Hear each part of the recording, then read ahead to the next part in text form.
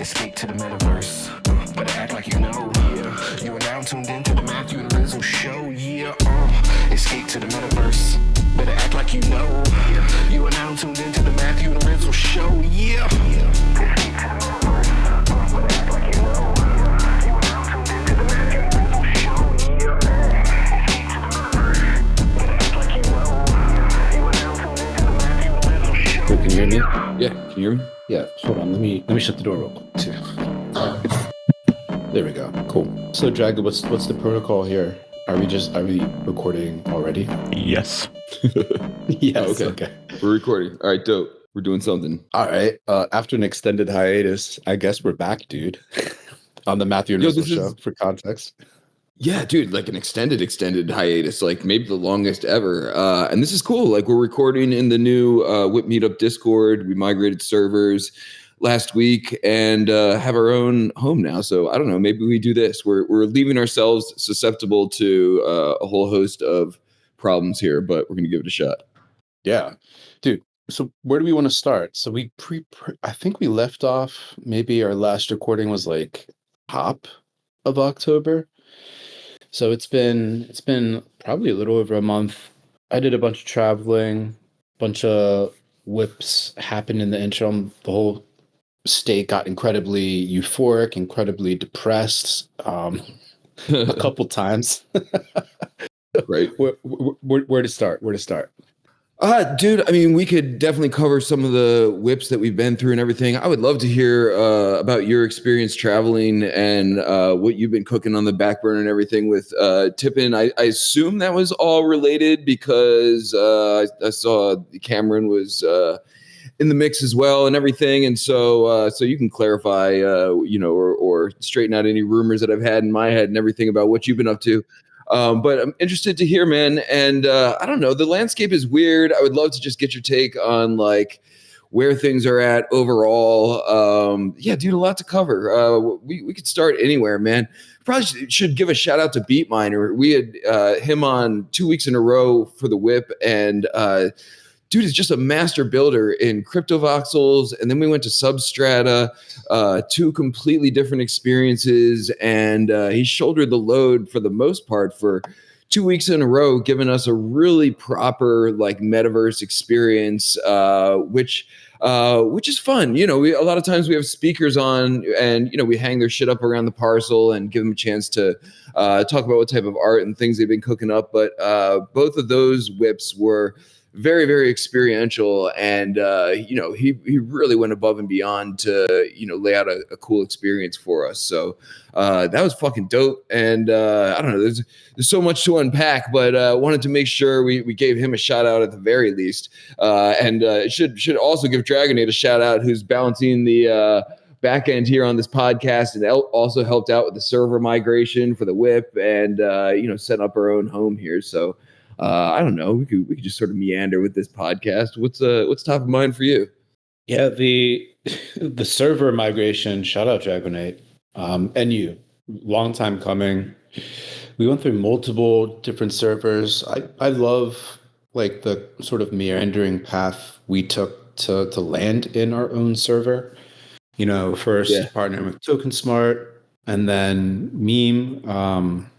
For a long time. There's someone in the middle. I totally forget. Grow Your Base. Yeah. Oh yeah. Grow Your Base was in the mix too.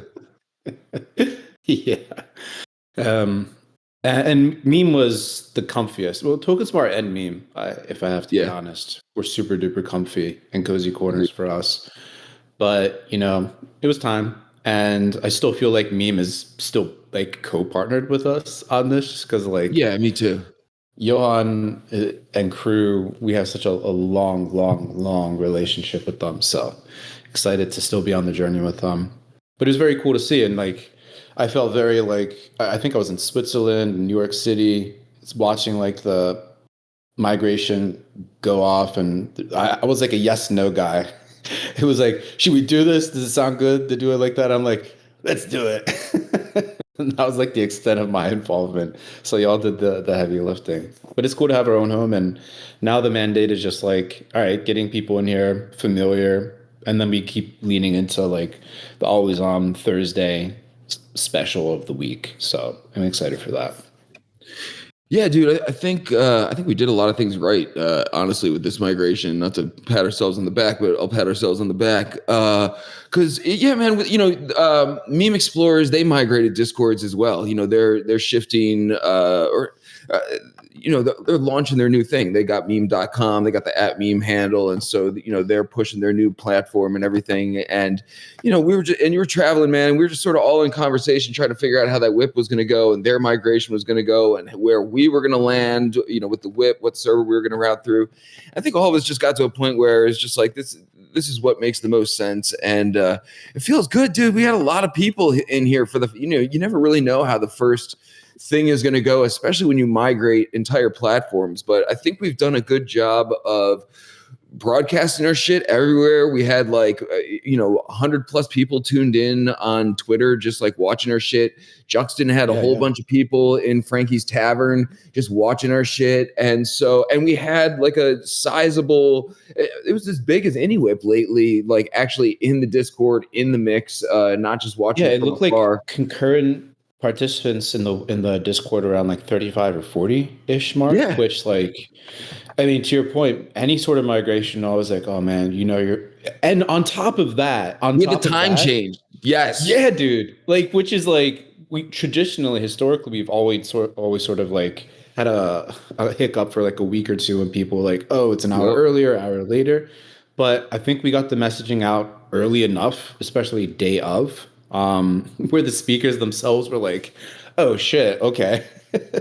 They had not realized either. So we covered all the gaps, and I think that was as smooth as any migration I've seen. And honestly, it's probably a testament to the fact that we've been here before. This is not the first time we're at this particular rodeo, jumping servers and doing all the coordination. So, I mean, the digital coordination muscle is strong in the entire Whoop crew. I feel like any of us could have undertaken that, which is a huge feat. Can't underscore that enough, but very happy to see the results week 1.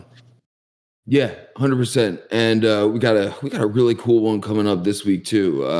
Paradox has been working with Avagachi they're going to upload the entire whip parcel into the Gachi verse, and we're going to collect whip coin live in world and everything. Forgive me, Laping Minion, whose name I apologize if I'm butchering. She's coming on, and I've been such a huge fan of hers for such a long time to talk about her art.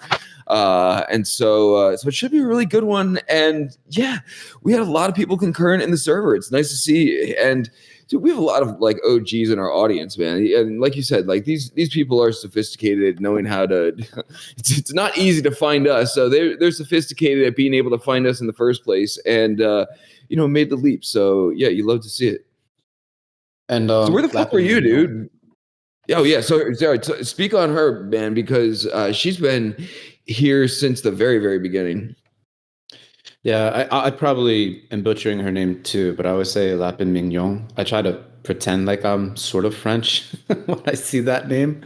Yeah, she is an OG crypto artist. I feel like the OG 100%. moniker fits. I don't normally say that about many folks, but she has been pursuing her craft for many, many, many years. There's just throughout the years, I remember a very funny instance in Lisbon, in Portugal, running into her at a dinner and sitting right next to her and not realizing who she was. And it's like, oh my God, I love your art. I've been a collector of yours for a number of years.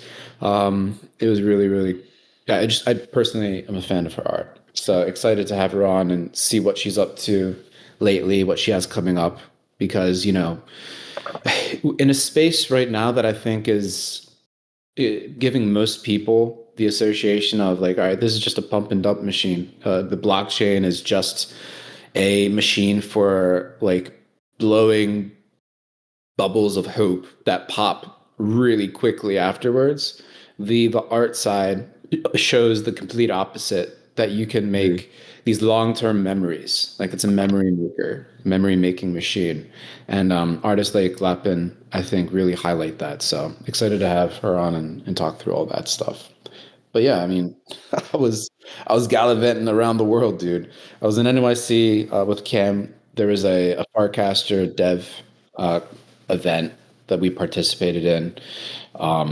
We were there when the news of the Clanker acquisition by the farcaster team was announced. Met up with Dish and all those folks, which was really cool to see, and just smiles abounding, and talking with a bunch of folks and partners we've been working with Tippin.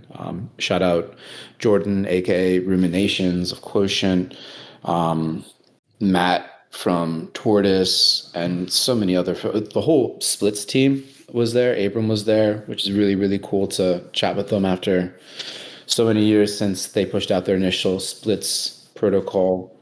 Seeing and using what they've been building with Teams, which is like, Safe, formerly known as Gnosis, and what they've built with Teams is just like Safe on steroids. So much more consumer friendly, ready for prime time, and great for any like on-chain startup app coin builder. It's such a powerful tool and only getting stronger by the day. But like all those types of people in New York City for a short, sweet couple of days was really cool to be a part of. And then the following, not even following week, like a few days after that, after flying back to Portland, I had to fly out again to Switzerland. Hung out in Zurich and then Lugano, hit up Basel, and then popped over to Italy to Lake Como and Milan.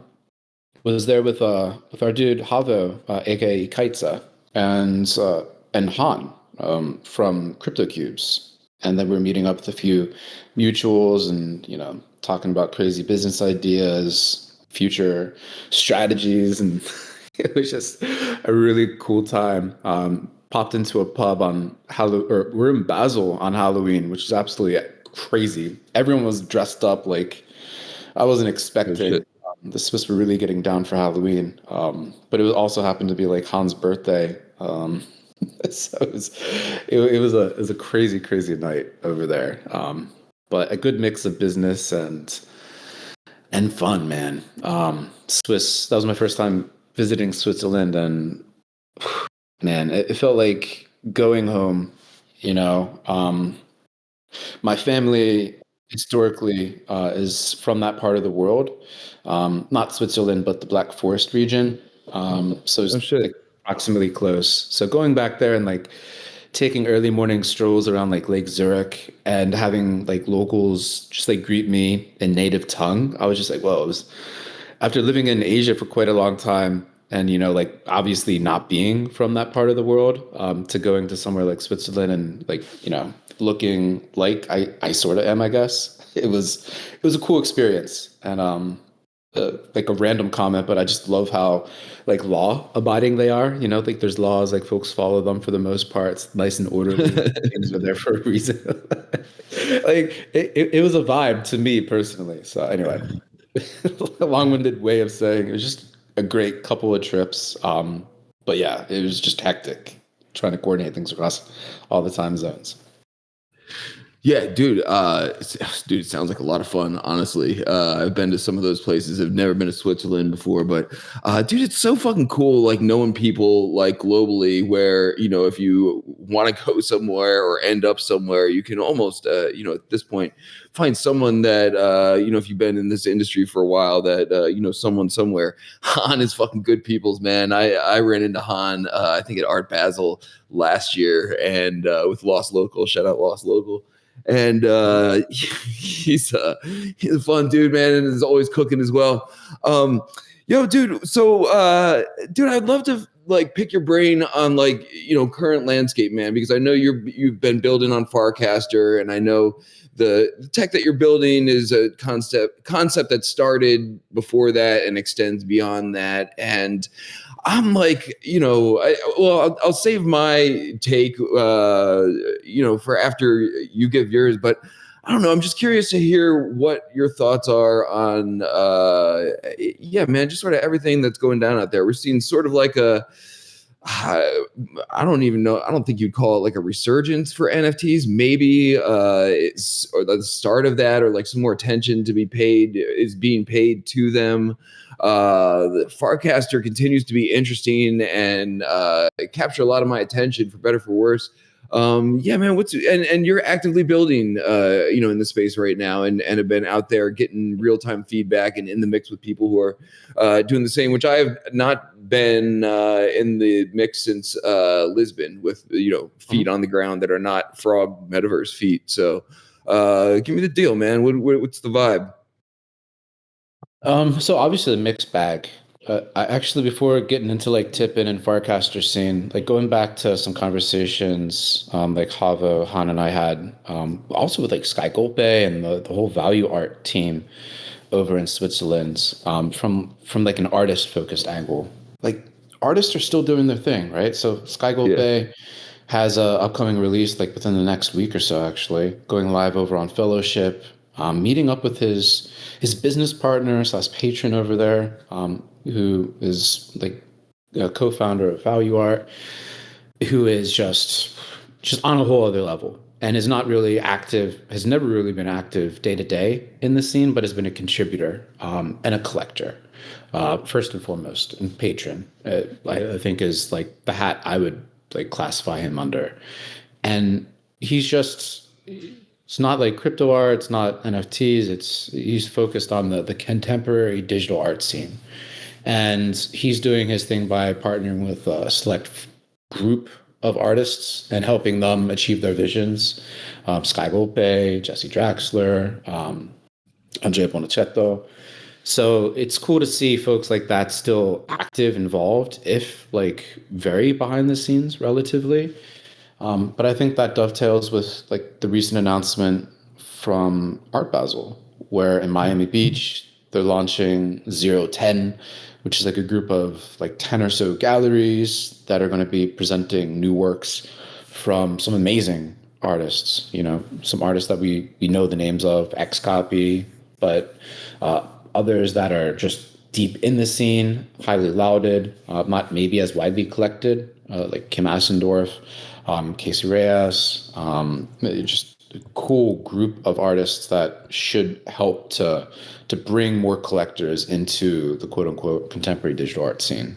So really enjoying the evolution and like progress on that side, even if market conditions may be less than stellar, or in like the bottom of the cellar, depending on how you're looking at it. I know Roger Dickerman and 24 Hours of Art do a great job of kind of giving everyone a daily pulse check on where the state of the digital art market is there. But still, I think if you zoom out, we've talked about this a few times. There's folks collecting the sums that people are collecting for. Yeah, they're not 2021 or 2022 GDP levels, but they're certainly much higher, and the liquidity is much deeper than it was back in obviously 2018, 2019, even into 2020. So like that's one side that I've been like very closely monitoring and active in, and that's sort of like the state of that. From the builder side over on Farcaster, my goodness, man, it is a very exciting time. And the acquisition of Clanker by the Farcaster team and them leaning into the AppCoin moniker and ethos and really getting behind the Clanker token, in Cameron and my eyes, that really solidifies the Clanker token as the ecosystem token for Farcaster writ large. What that means is, with that as the clear token, then there's this kind of like decentralized collaboration that everyone can work towards, that sort of leverages that token with the other AppCoin projects and other meme coin tokens that have established some sort of roots over there to kind of rally around, right? And the way that we're doing that specifically with Tippin and a few of the other app coins that we've launched is by consolidating the coins. So specifically like the Tippin token and the launcher token that was associated with Firestore. And then shortly after that, the refi token. We're going to merge all of those into a single token that will work through or for the suite of AppCoin projects that we've created. So instead of like multiple tokens, multiple projects. There's going to be a single token that folks can, you know, buy, collect, use, stake, all the things to support our projects. But we're also pairing that with the Clanker token in a symbolic move to really highlight and confirm our belief that Clanker is the ecosystem token for Farcaster. So the success of our project helps buoy the Clanker token, and the success of Clanker as an ecosystem project helps reinforce our projects. That sort of like mutual synergistic relationship is what we're heading for. So the past couple of weeks I've been pretty much focused on getting the migration set up, ready to go. And I think we publicly announced that Tuesday, this coming Tuesday, the 18th of November, is when that merge will actually happen. So everyone has been in the process of depositing their tokens. And there's going to be a huge sort of like what happened with the launch of Tippin. There's going to be a big market sell of those tokens that people are depositing, and then a quick one in the same transaction, the swap purchase of the new token, which will then be distributed to all the depositors on the same way that we executed the initial Tippin launch. So anyway, like that's a very like specific example, but the AppCoin summer has quickly turned into the beginning of the AppCoin era over in Farcaster land, at least from our perspectives. So that's a lot. No, dude, that was good, and I appreciate your perspective, and I've been really interested to hear your take on things because, dude, I'll play devil's advocate, man, and play the other side of the fence for funsies, and also like. I don't know, man. Like I don't have the same confidence in that platform that you do. Although that's definitely where the shit is going down right now. So if you're building, that's where it's at. There's no doubt at all, man. And I agree with you, man. That all this shit benefits your project specifically, and that's because. Well, all this shit benefits a lot of these app coins, a lot of these mini apps and everything. But dude, as a power user for a decade plus of like all these fucking tools and everything, man, 95% of it is trash, dude. And yours is not. And there are other ones that are not. But you know, even the ones that are not, a lot of times close the doors or unsustainable or like aren't really led by people who know how to fucking really do anything out here beyond like get something off the ground and then sort of flounder around and see what happens. And that's what it feels like is the mini app like scene across the board right now. There's like not a whole lot of innovative shit going on.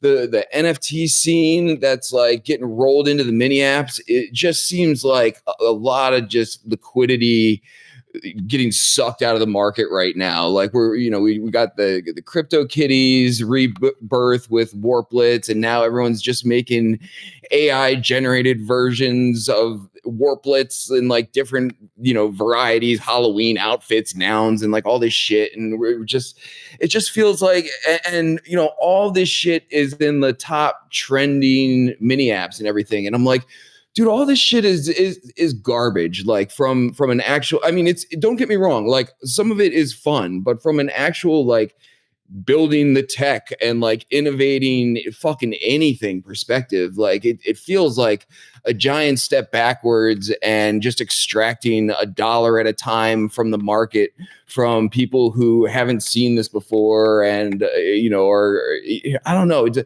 whole thing is weird. And so the everything right now to me just sort of feels like the Fight Club fucking thing is just like a copy of a copy of a copy of a copy. Is like, dude, nothing's fucking happening. It's being built on an unsustainable platform that can't connect its wallet to OpenSea. So like, even if like you're excited about shit that's going on, the app doesn't have the functionality to be able to do really like 75-80% of the things that a power user would want to do in Web3. So I'm like, dude, this is and I'm not trying to detract from anything you're saying, man, because once again, I'm talking out of both sides of my mouth a little bit. It is where the action is going on. There is interesting shit going on. Your project is one of the interesting things going on.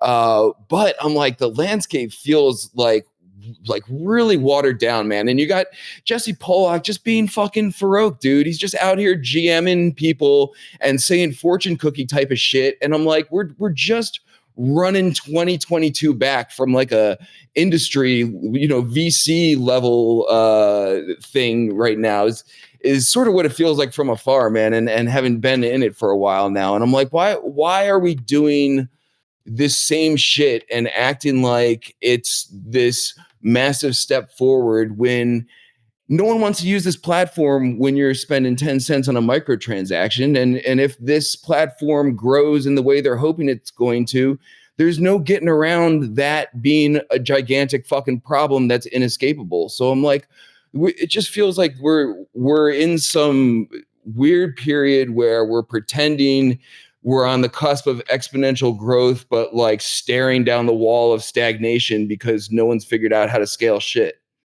Yeah, the scaling issue and the cost of the chain, um, it's okay, but like my critique that I don't think I've typed this as much as I've talked about it to other folks in different circles, is that I really wish like Jesse and team would just like remain laser focused on making and keeping the base blockchain as economically inexpensive and cheap as possible. Because when it scales currently, it gets expensive, like relatively quickly. We ran into that with Tippet, especially at peak, when we were doing like even just like 150, 100,000 plus tips a day, like on-chain tips a day, which are just like small monetary sums going back and forth. Like the gas costs were non-trivial, right? They add up and they become expensive, even at that sort of like modest scale. So it's like, yeah, it's something like Tippin is really only possible on a layer two like base, but to scale it, like base needs to get much, much better. And every time, like to your point, you see the shill of coin everything, and I'm just like, dude, just stay in your lane right now. You've created an amazing, amazing Up, dude. blockchain that people are actively building on. That's very cool. But like you're a CTO. What are you doing? Like get back get back to your desk. That's very, very harsh. But as a builder in the ecosystem, it's like, man, like and again, to your point, things aren't ready for prime time. If prime time happens on this chain tomorrow, we're going to have the same sort of like congestion and expensive prices we ran to on mainnet circa like the DeFi summer, and then back to of course like NFT boom in 2021. So I think that's a really important flag and constraint in the current ecosystem.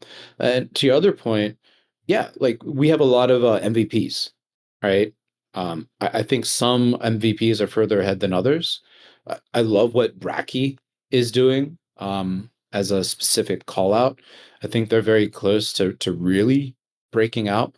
Social betting is very, like on sports is very like it doesn't take a lot to explain that concept to normies, and the fact that you can do that on the timeline is like not too crazy of a logical leap to make.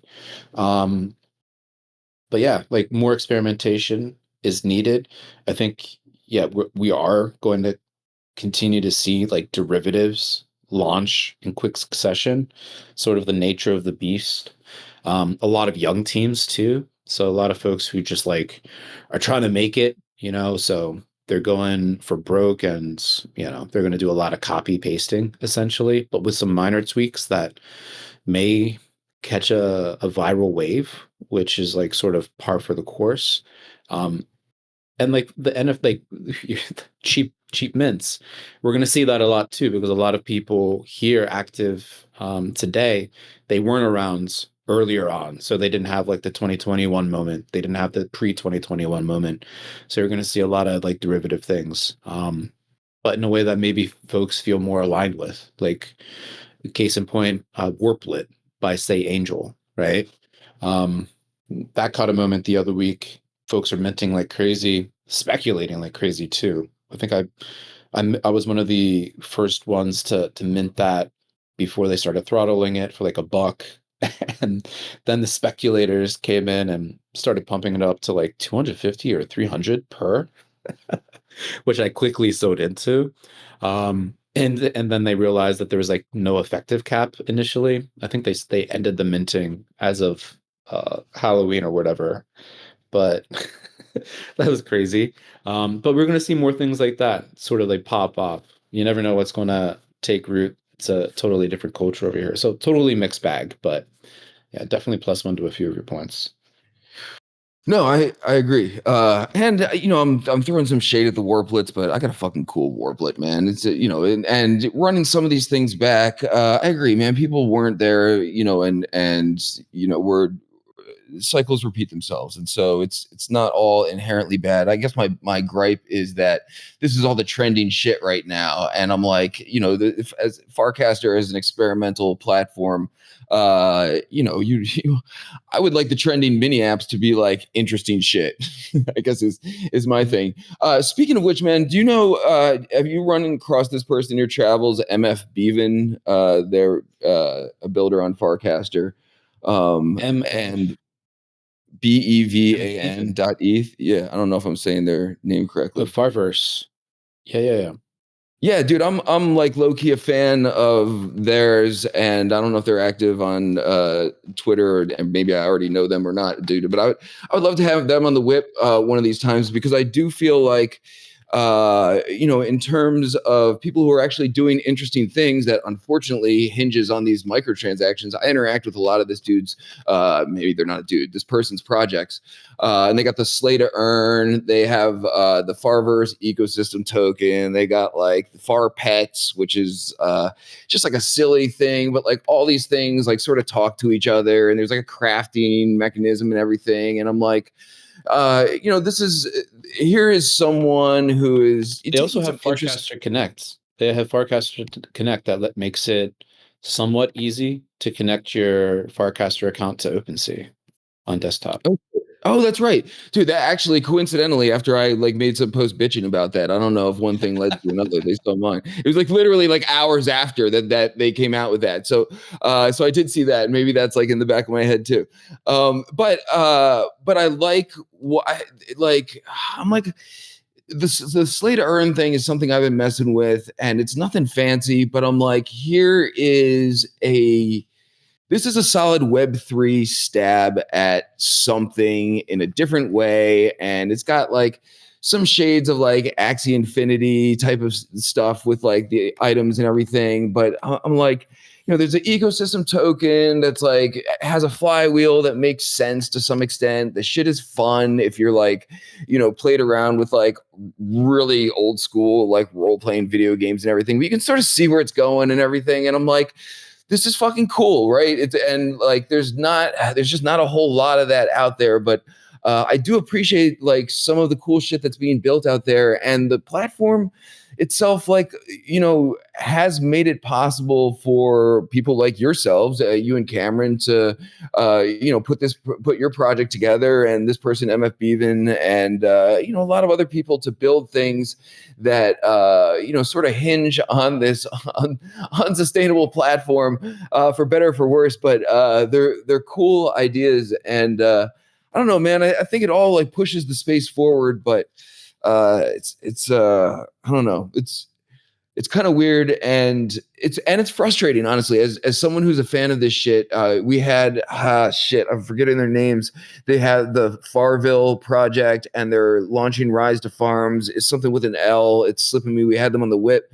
He's good peoples and everything, and I'm like, here comes a pretty fucking dope game that's probably going to be hinged on microtransactions. And they did all their homework with Farville, and that was fun, man. I like played the shit out of that and had a farm gang and everything. And I'm like, I feel like some of these concepts we're not there until we hit like a sustainable L4, in terms of scaling and everything. And I don't really know where we go from here, because I'm losing my faith that, or I'm losing some faith that an L2 is really the answer that the community at large is looking for. I feel like Polygon just made some announcement. They're like behind something, but like, I'm like, they've been out here forever, man. And I feel like they've just sort of surrendered to the fact that like, it's just not an L2.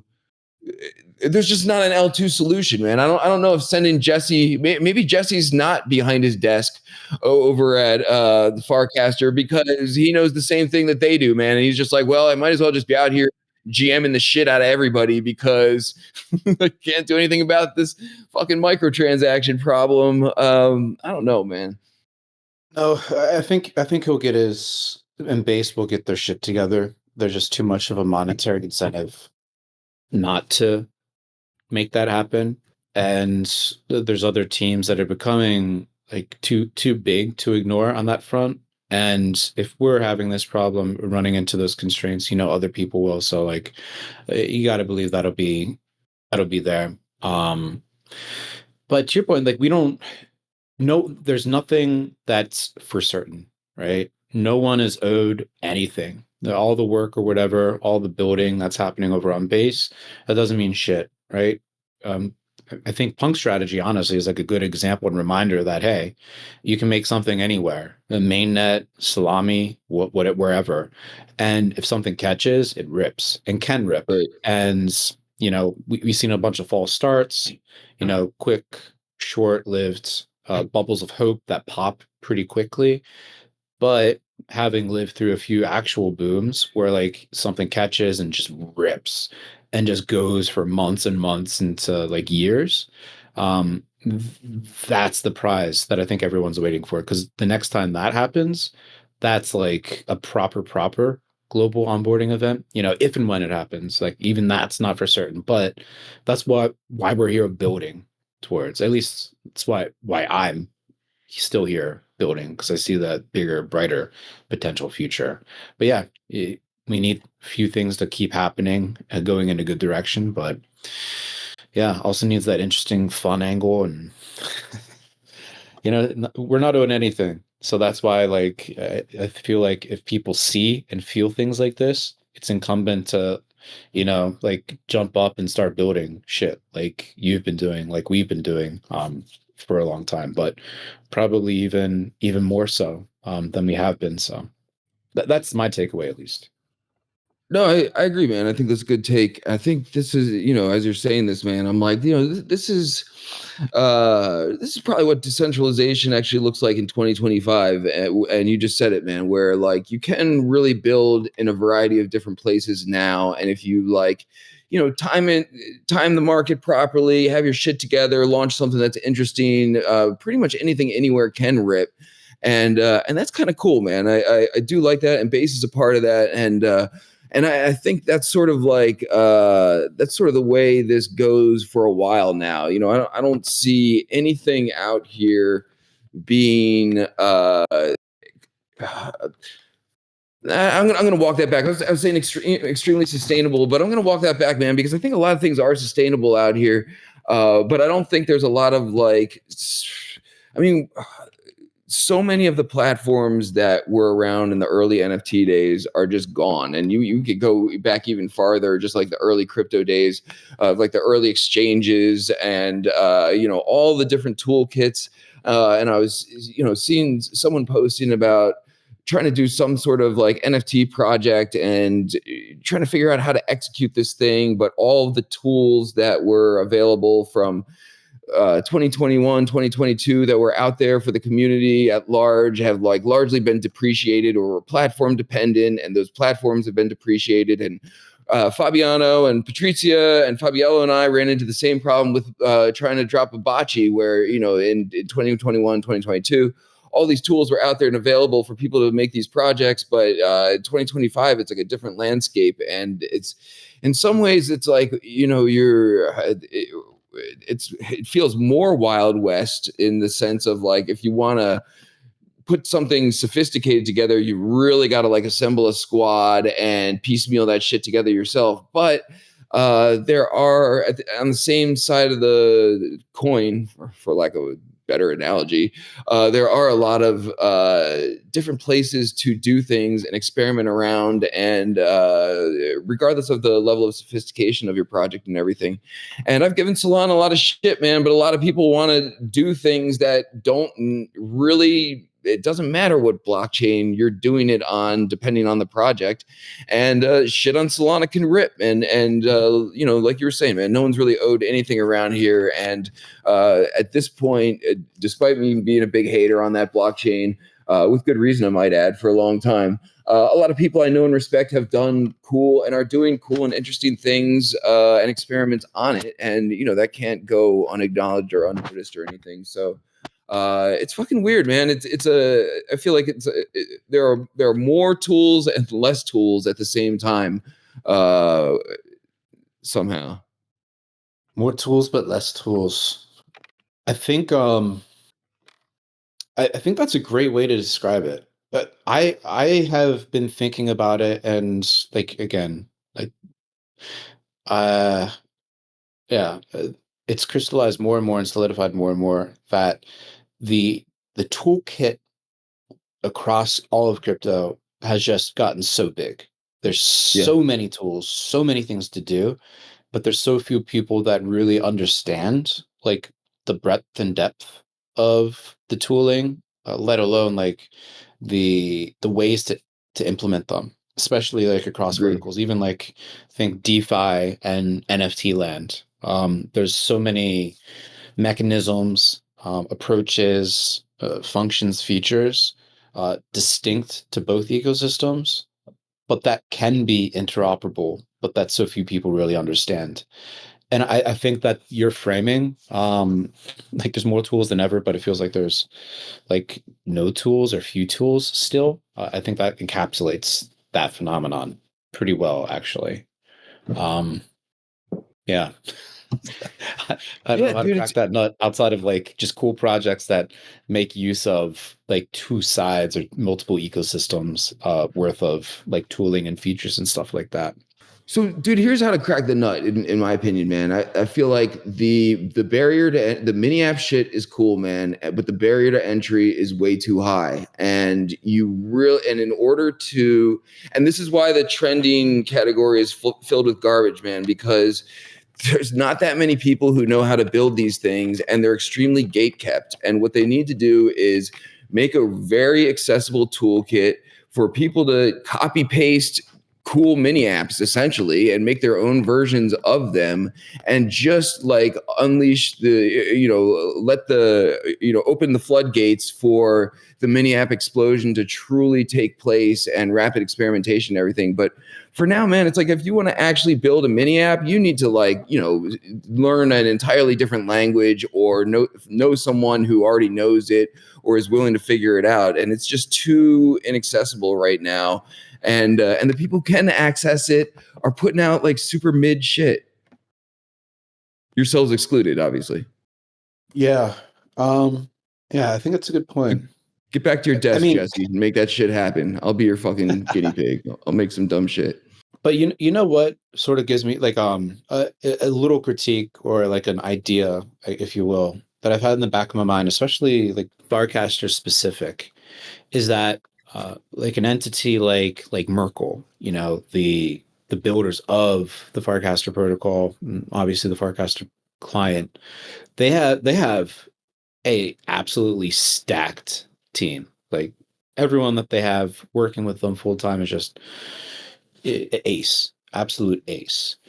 And seeing some of the mini app attempts, it's like, yeah, like there's some projects that have something there, but there's nothing that's been properly fully baked. I think we're getting closer to like a fully baked mini app or mini apps, but we're not there yet.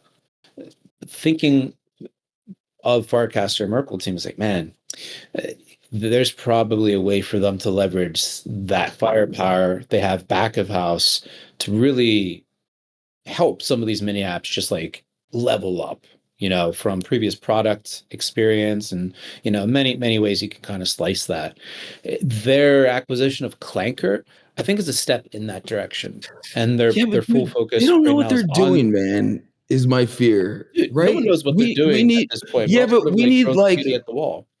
we need people like fucking like Juxton to be able to slide in here and just make a mini app. Like, you know what I mean? Like, I'm not confident that like a stacked team of brilliant developers who don't understand, who haven't been here from jump, like they understand how to add tech firepower and bells and whistles, but they don't really understand what's going to like hit with the larger community. And until like someone like you or I can actually like have an idea and bring it to life like within this, I think we're stuck in this same thing of like everything's a copy of a copy of a copy, and it's just like now we can just breed the things more quickly than we were before, but nothing's fucking different. It's the same shit. Mhm. Yeah, and I don't know like what the term would be for this, but it's I don't know, like the AI equivalent is like the uncanny valley, I guess. We need to cross whatever that is for these sort of like amateur kind of like bullshit copy pasta attempts that we're seeing over here, where it's like same, very little different, if anything, between the experiments. And I just think we need to persevere, and we need to highlight and like make sure that the spotlight is on projects that are doing it the right way, that are taking a really interesting angle of attack, doing something truly novel, interesting in and of itself, and especially projects that focus on just like making something fun first, with the financial aspects like a distant secondary, and not the main focus. That's part of like I think a broader critique, where because this is crypto and it is so easy relative to especially like IRL to make money and distill money from the ether, a lot of people make the financial side the full focus. And then when that's the case, then you're just opening yourself up to like speculator traders who are in it just to make gains, which is like what they're doing. But if you're creating something that has that profit potential as a secondary factor, but it's leaning into some other angle as its primary motivating reason for being, that's what we need to see more of, because that truly then starts to create more of a moat of a user base, and allows for the incorporation of like the speculation trading, but in like a more muted way, a more complementary way. But the transition strategy to get there is to really focus on doing cool, novel, fun shit. And we need to see much more of that. Dude, I agree. I think that's the reason you're seeing some of these like really mid things trending on Farcaster that you and I have seen a million times before. But like you said, some people haven't, and they're kind of fun and quirky and weird, and they catch on. And so I agree, man. I mean, you know me, man. I feel like that's where it's always been at. Um, so yeah, dude. I had some other fucking point I was gonna make, but I lost the thread here. No, dude, and I hope you know that throwing some shade, throwing a lot of shade, but not at what you and Cam are building, and I appreciate what you and Cam are building, and obviously you're like continuing to iterate on it and evolve it over time, which is really what we need across the board and everything. So no, man, I appreciate what you guys are doing, and don't want it to be taken the wrong way. I guess I keep thinking about the clanker thing, man, and I don't really get it, honestly. And we've been recording for a bit here, and we're almost at the top of the hour, so you don't have to give me like the whole thing, but I'm not really sure I understand it. I do understand why you guys are rolling your token into their ecosystem, and why, and that is their ecosystem platform and everything, but I'm not really sure I understand what the big deal is surrounding it. Oh, so it's focus for Merkle and Farcaster. So there's a before clanker for Farcaster and after clanker. Before clanker, you can think of farcaster Merkle as like a crypto powered social network or sufficiently decentralized social network with crypto tooling under the hood. Post Clanker, they're a wallet with a social network, right? So they're leaning into their crypto tooling, the wallet feature in particular that they have, which is more familiar with like broader cryptosphere. And they're leaning into their differentiator, which is the fact that this is a wallet with a real social network surrounding it, which no other crypto wallet has close, right? MetaMask, no. Trust, no. Even Rainbow, no, which is the more like most friendly wallet I've seen out there. None of them have that.